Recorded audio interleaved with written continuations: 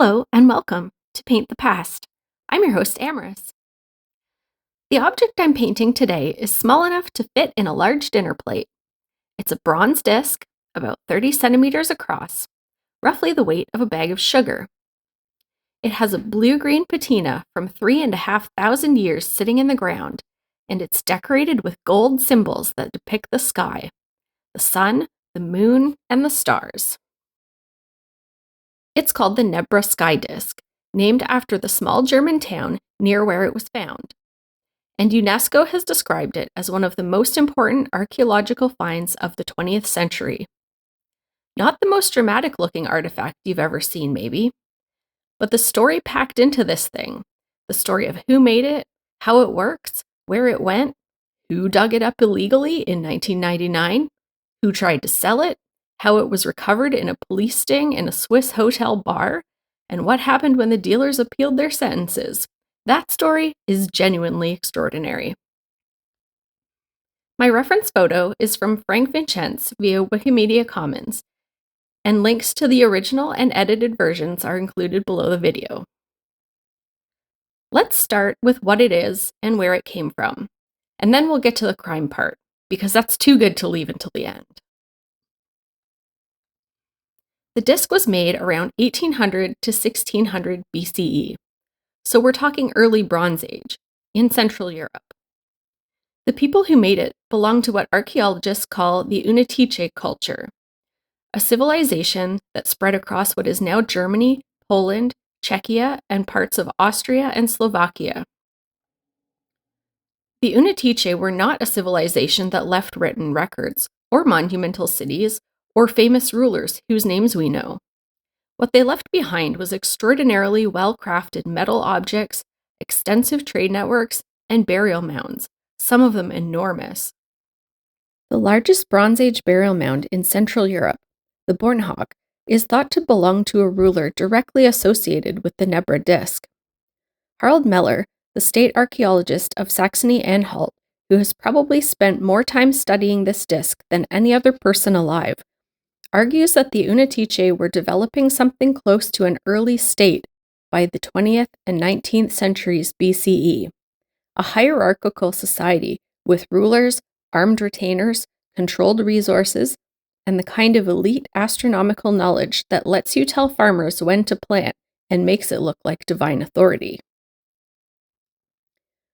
The disc in this reading isn't just a clever gadget, it's an instrument of power. Interestingly, the gold on the disc didn't come from anywhere near Germany. Detailed geochemical analysis by Ernst Pernicka and colleagues confirmed and extended in a 2011 study published in the European Journal of Mineralogy, traced the gold to the River Carnon in Cornwall, in southwest England, almost 1,300 kilometers or 800 miles away as the crow flies. The copper in the bronze came from the Mitterberg mining region in what is now Austria. So in one 30-centimeter object, you have raw materials from at least two countries that didn't exist yet, assembled by a culture that had no written language, on a hilltop in the middle of Germany. The Bronze Age trade networks that made that possible were considerably more sophisticated than you might expect from people we vaguely think of as primitive. So what are we actually looking at on the disc? The dominant feature is a large gold circle near the center left. This almost certainly represents the sun, or possibly the full moon, since distinguishing the two was apparently not the point. Next to it sits a crescent, clearly the moon in one of its phases. Then there are 30 small gold dots scattered across the surface, which represent stars. A cluster of 7 of them, grouped together, is almost universally interpreted as the Pleiades, the 7 sisters, a star cluster that has been astronomically significant to human cultures from ancient Greece and Mesopotamia to indigenous Australia.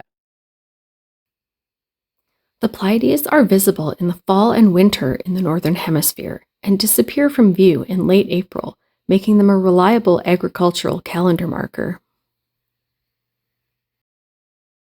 Along the right and left edges of the disc, 2 gold arcs were added at a later stage. You can tell because the gold has slightly different chemical composition. These arcs span an angle of 82 degrees, which is precisely the angle between the positions of the sunset at the summer and winter solstices, as seen from the Middleburg Hill, where the disk was buried. When you stand on that hill and look northwest, the sun sets behind the Brocken, the highest peak of the Harz Mountains, at the summer solstice. This is almost certainly not a coincidence. The disk was being used, at least in part, as a portable astronomical instrument calibrated to its actual location of use. One of the arcs has been lost at some point in the disk's long history. The other one still survives. At the bottom of the disk, added in a third phase of modification, is another gold arc, this time surrounded by tiny short parallel lines. This is interpreted as solar barge, the mythological ship that carries the sun through the night sky from west to east to rise again in the morning. The solar barge concept appears in Egyptian religion, in Norse mythology, and in Vedic texts too. Its presence here, in Bronze Age Central Europe, suggests that this very widespread idea was already circulating through European cultures in the 2nd millennium BCE, or at least something like it. Finally, around the edge of the disk, a series of small holes were punched at some stage, suggesting it was attached to something, a frame, a pole, a ceremonial object of some kind. We don't know exactly what. How it worked as a calendar is where the disk gets really interesting from an astronomy perspective. The combination of a crescent moon and the Pleiades depicted on the disk isn't random. It corresponds to a specific calendrical rule. One of the perennial problems for agricultural societies is synchronizing the solar and lunar calendars. The sun gives you the year, 365 days from solstice to solstice. The moon gives you months, but 12 lunar months only add up to about 354 days. The two systems drift against each other, and every few years you need to add an extra month to bring them back into alignment. Get this wrong, and you plant crops at the wrong time, or celebrate festivals when the sky doesn't match, which was a theological problem as well as a practical one. The same rule that the Nebra Sky Disc seems to encode, add a leap month when you see a crescent moon near the Pleiades in spring, appears in a Babylonian astronomical compendium dating from around 700 BCE. The Nebra disc predates that text by nearly 1,000 years. Whether the disc and the Babylonian text represent independent discoveries of the same astronomical fact or evidence of knowledge traveling between cultures is genuinely an open question and one that has generated considerable academic debate. What's clear is that whoever made this disc understood something mathematically and astronomically sophisticated. They couldn't write it down, at least not in a way that survived, so they made an object instead. Right, now we get to the crime. The 4th of July, 1999. A hot day in the Ziegelrode forest of Saxony-Anhalt, Germany. Two men, let's call them Henry and Mario, which are their actual first names, since they were eventually convicted, were out with metal detectors, looking for valuables. This was illegal. Under the law in Saxony-Anhalt, all archaeological artifacts belong to the state, and you need a license to conduct any kind of systematic search. Henry and Mario did not have a license, and they knew they didn't have one. Henry's detector gave a strong signal on the Middleburg Hill, the Middleburg being a prehistoric enclosure, a sacred precinct of earthen banks dating back thousands of years. Just below the surface, Henry found the disc standing upright in the soil. He could only get it free with a firefighter's pickaxe, a modified one he apparently carried with him for exactly this kind of situation. And in the process, he gouged a chunk out of the disc's edge and destroyed significant portions of the surrounding archaeological context. He and Mario initially thought the disc was the centerpiece of a shield. They had no idea what they'd found. According to court testimony, they were also hungover. The court documents record that the previous evening's celebrations were, in a memorable phrase, still in their bones. The next day, they sold the entire hoard, the disc, 2 bronze swords, 2 axes, 2 spiral armbands, and a chisel, to a dealer for 31,000 Deutschmarks, about 16,000 euros in today's money, for the oldest depiction of the cosmos ever known to exist anywhere on Earth. The disc then began its journey through the European black market. It was cleaned, badly, with steel wool, by a dealer who did not know what he was handling, and then sold on and on again, the price rising each time as word spread about what it might be. Museums were approached but couldn't buy it legally because it was clearly contraband from German state territory. By 2001, knowledge of its existence had become public. The authorities were looking for it, and the asking price had reached 700,000 Deutschmarks.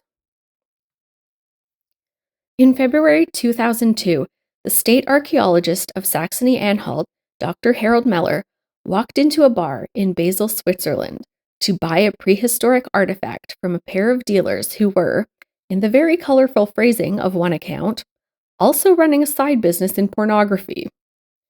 Meller was wired. The Swiss police were in position. The dealers, a woman named Hildegard and her associate Reinhold, produced the disc. Meller got his hands on it and refused to give it back. Around him, the police moved in. The sting, planned over weeks and coordinated between German and Swiss law enforcement, had worked. The disc was back in legitimate hands. The date was the 23rd of February, 2002.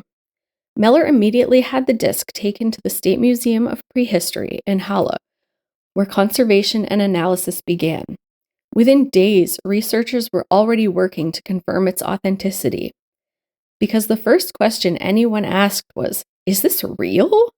It looked almost too good.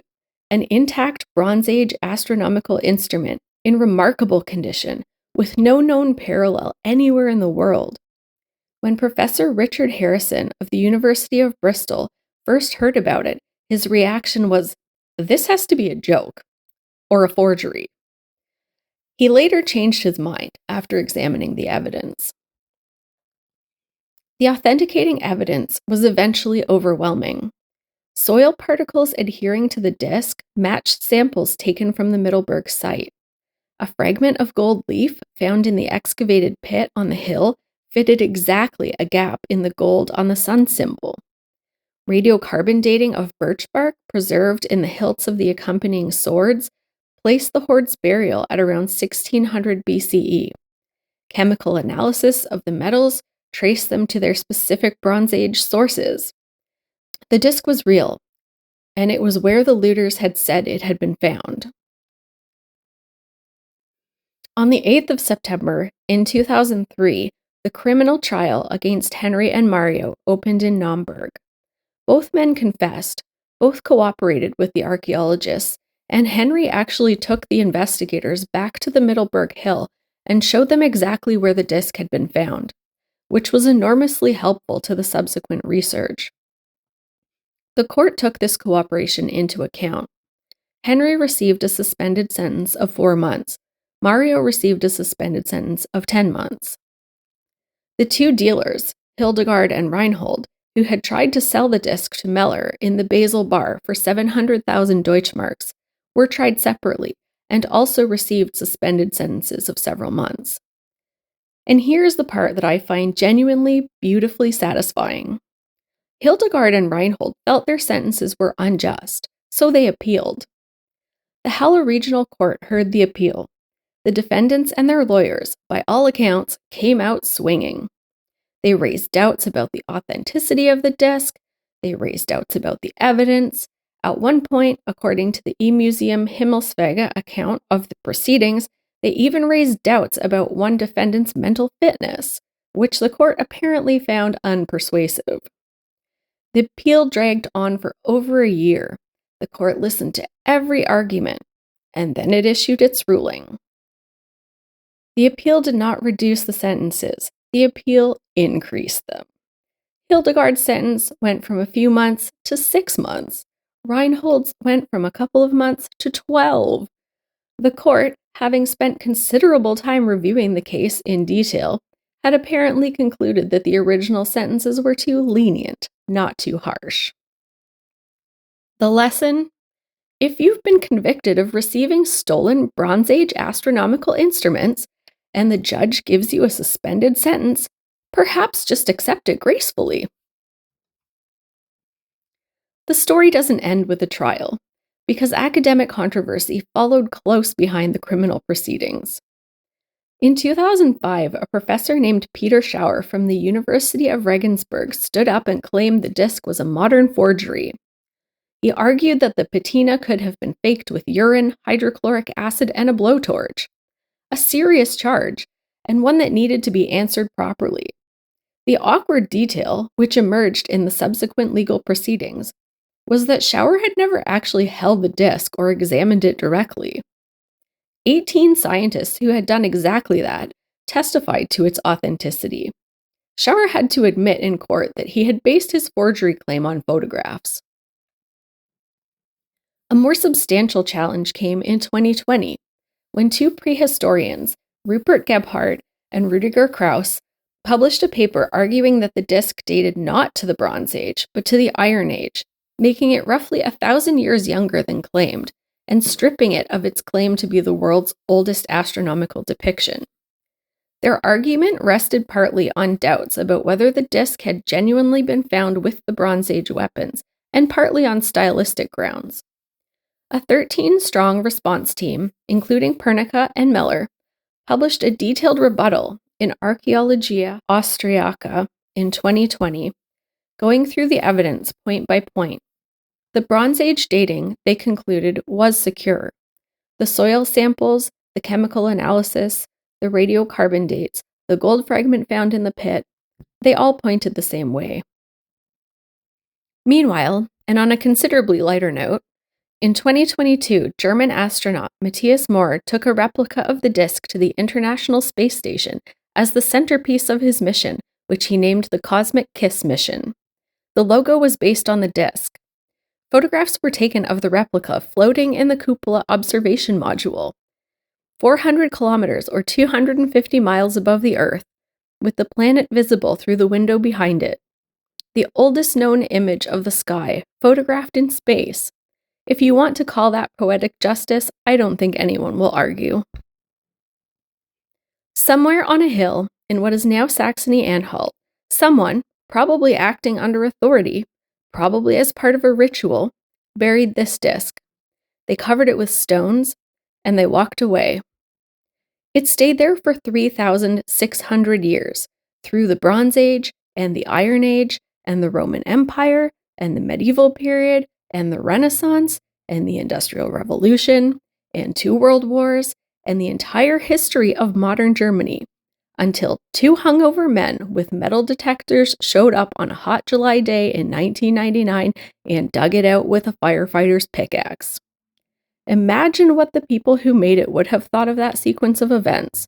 They built something meant to last, meant to encode knowledge that mattered, and it did last. But the journey it has had is almost certainly different than what they had planned. The disc is now in the State Museum of Prehistory in Halle, Germany, where it has its own permanent display.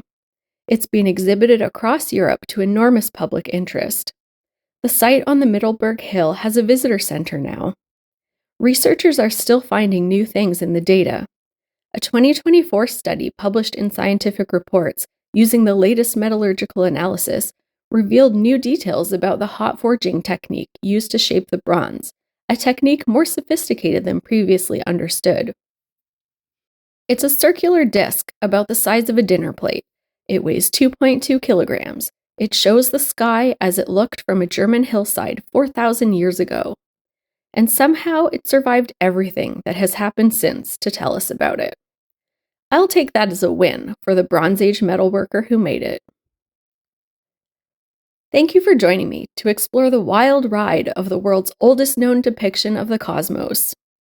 If you've enjoyed this trip back in time and through the modern criminal justice system as it pertains to the looting of antiquities, perhaps you'll consider joining me for future episodes.